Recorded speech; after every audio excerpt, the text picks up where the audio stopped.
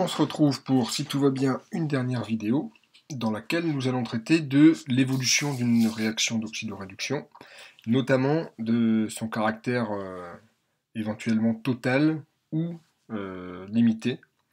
Pour ça, on va essayer de relier la constante d'équilibre d'une réaction au potentiel standard des couples qui interviennent.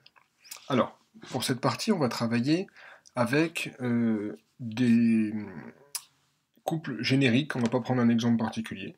Donc je vais prendre un premier couple OX1, RED1,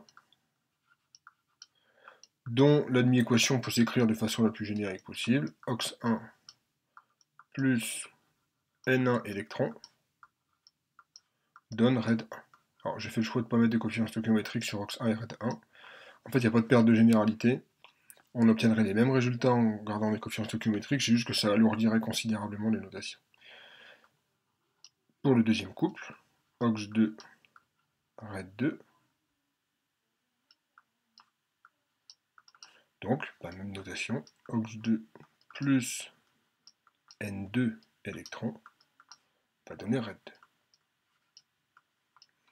Et donc je m'intéresse à la possibilité que OX1 réagisse avec RED2 pour donner OX2 et RED1, ou éventuellement l'inverse, RED1 réagisse avec OX2 pour donner RED2 et OX1. Moi je vais écrire l'équation dans le sens OX1 qui est réduit en RED1. Donc ça donnerait, pour éliminer les électrons, il faut que je multiplie la première par N2, la seconde par N1, et donc ça me donne N2 OX1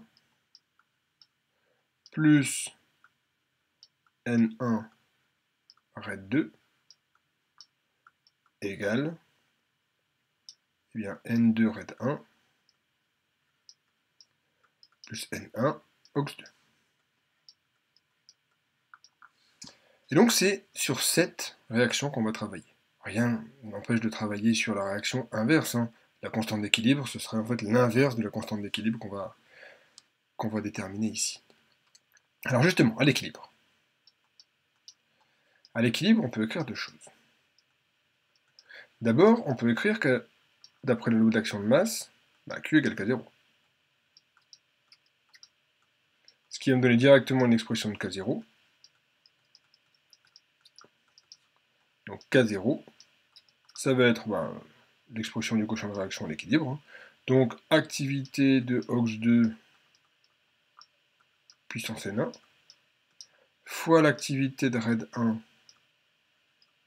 puissance N2 sur l'activité de OX1 puissance N2 fois l'activité de RED2 puissance N1. Bon, on va essayer de faire apparaître ça dans une autre expression.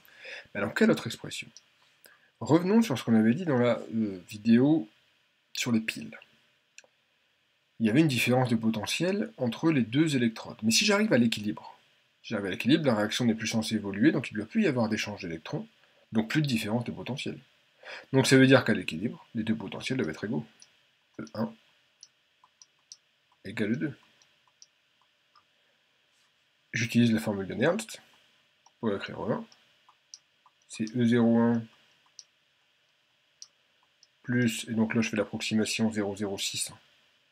0,06 sur N1 log de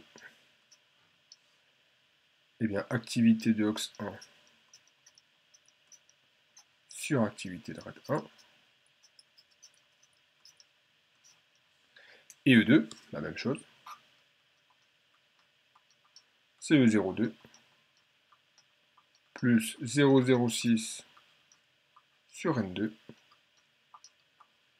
log de activité de OX2 sur activité de RED2.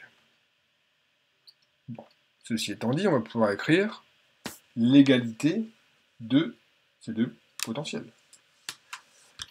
Donc, quand j'écris l'égalité, on va essayer de passer quand même quelques lignes, histoire de ne pas avoir une vidéo qui dure 30 minutes. Donc j'ai ce terme-là qui est égal à celui-ci. Je vais directement mettre les E0 d'un côté de l'égalité, les logs de l'autre côté. Donc E01 moins E02 va être égal à 0,06 fois 1 sur N1. Alors attention, non. 1 sur N2 d'abord, puisque j'ai passé le terme 1 de l'autre côté de l'égalité. Donc 1 sur N2 fois le log avec tout ce qui concerne le couple 2, moins 1 sur N1 fois le log avec tout ce qui concerne le couple 1, c'est-à-dire à chaque fois activité de l'oxydant sur activité du réducteur.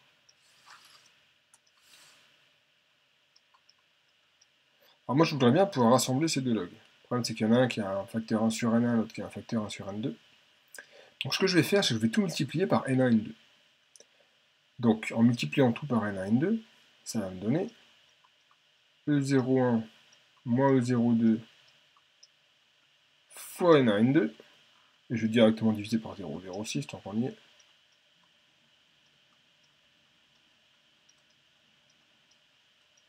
Égale, eh bien j'ai N1 fois le log de tout ce qui concerne le couple 2, plus N2 fois le log de tout ce qui concerne le couple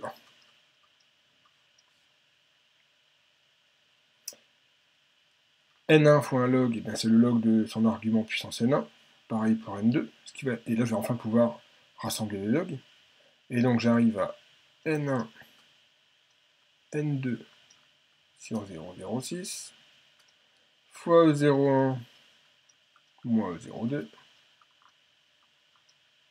égale. Et alors qu'est-ce que je vais trouver dans mes logs? Attention, j'ai fait une bêtise. Ici c'est évidemment un moins.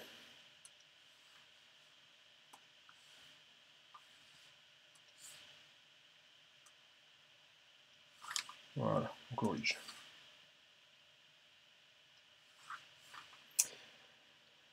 Donc je me retrouve avec un log de...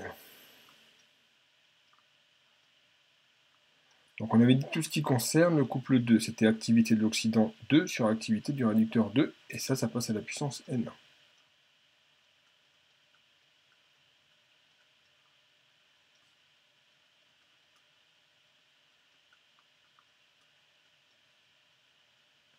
Même chose ici, avec cette fois le couple 1, mais tout passe à la puissance N2.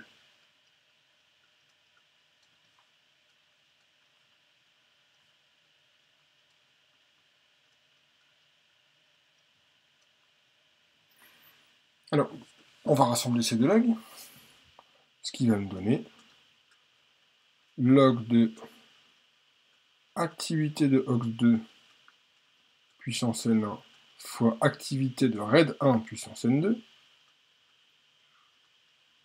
sur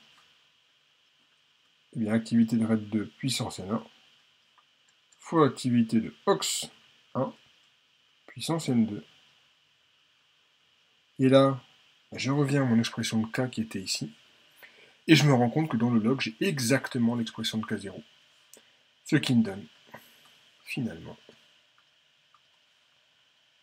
K0 égale 10 puissance N1 N2 sur 0,06 fois E01 moins E02.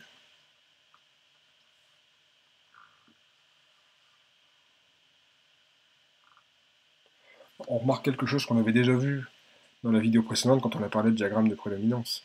C'est-à-dire que si le couple 1 a un potentiel standard plus élevé que le couple 2, eh bien, a priori, c'est l'oxydant du couple 1 qui va réagir avec le réducteur du couple 2, comme on l'a écrit ici. Parce que si E01 est plus grand que 0,2, K0 va avoir tendance à être plus grand, voire très grand devant 1. Parce qu'oublions pas qu'ici on divise par 0,06. On a tendance à retenir que si j'ai un delta E0, donc c'est-à-dire E01 ou E02 qui est plus grand que 0,25 volts, la réaction est totale.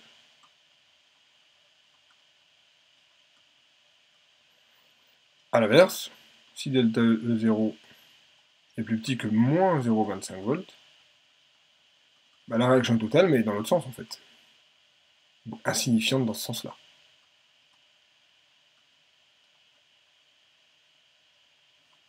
Bah, si elle est entre les deux, le delta E0, c'est une réaction qui est a priori limitée, mais après ça dépend si on a 0,23 volts, si on a 0,12 volts, 0,03 volts, enfin voilà, ça va varier.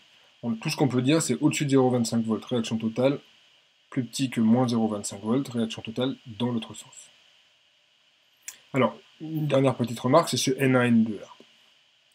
En fait, quand N1 égale N2, j'ai aucune raison de multiplier les deux. Si j'ai deux électrons ici, je peux directement soumettre les équations sans avoir besoin de multiplier chacune des deux par deux. Donc en réalité, dans le cas général, c'est pas vraiment N1, N2 ici, c'est le PPCM, le plus petit commun multiple, de N1, N2. Donc si par exemple je suis dans le cas N1 égale 2, N2 égale 2, bah dans ce cas-là, le PPCM, c'est 2.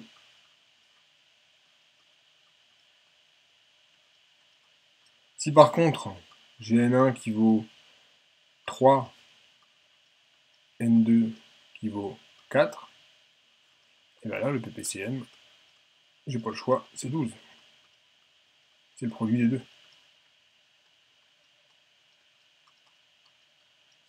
Donc voilà, ça dépend du cas de figure. Si le produit n'est pas égal au PPCM, et on prend toujours le PPCM.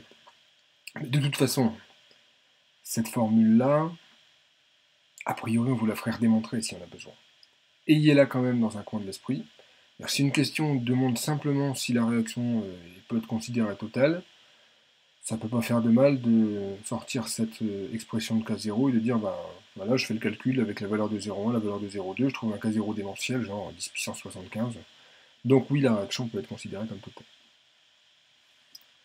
Bon, on va s'arrêter là et finir dans une prochaine vidéo parce qu'elle est déjà suffisamment longue.